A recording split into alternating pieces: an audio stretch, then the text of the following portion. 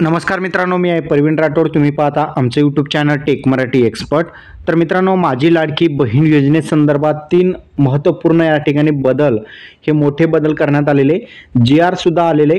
आता कोणकोणते बदल आहेत आणि कोणकोणत्या अटी यामध्ये रद्द झालेल्या आहेत, संपूर्ण माहिती आजच्या व्हिडिओमध्ये बघूया. तर चला व्हिडिओ स्टार्ट करूया.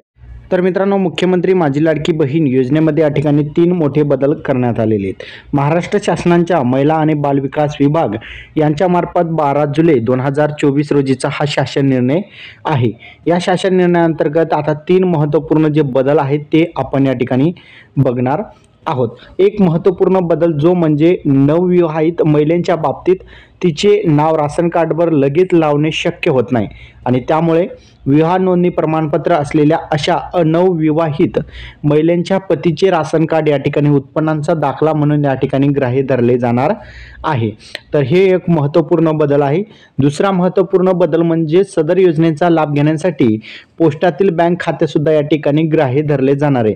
तुमच्याकडे कोणताही राष्ट्रीयकृत बँक खाते असेल आणि त्याचबरोबर पोस्टातील खाते असेल तरी आता पोस्टातील खात्यामध्ये सुद्धा तुम्हाला पैसे दिलं जाणार आहे. आणि तिसरा महत्त्वपूर्ण बदल म्हणजे योजनेच्या ऑफलाईन अर्जावरील लाभार्थी योजनेच्या फोटो काढून सुद्धा तो ऑनलाईन अर्ज दाखल करण्यासाठी सुद्धा या ठिकाणी ग्राह्य धरले जाणार आहे. म्हणजे तुम्ही ऑफलाईन अर्ज केला अंगणवाडी सेविकेकडे आणि तो अंगणवाडी सेविकेने ऑनलाईन अर्ज भरण्यासाठी तुमच्या फोटो काढून ऑनलाईन अर्ज केला तर ते फोटोसुद्धा या ठिकाणी ग्राह्य धरले जाणार आहे.